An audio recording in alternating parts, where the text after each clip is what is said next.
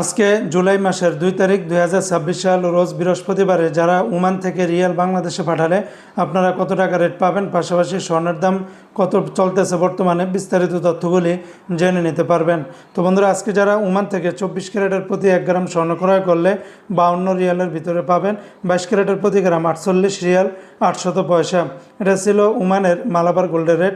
আর একটা কোম্পানিতে 24 ক্যারেটের প্রতি গ্রাম 50 রিয়াল 224 পয়সা, 22 ক্যারেটের প্রতি গ্রাম 46 রিয়াল 40 পয়সা, 21 ক্যারেটের প্রতি গ্রাম 44 রিয়াল 247 পয়সা, 18 ক্যারেটের প্রতি গ্রাম 37 রিয়াল 668 পয়সা।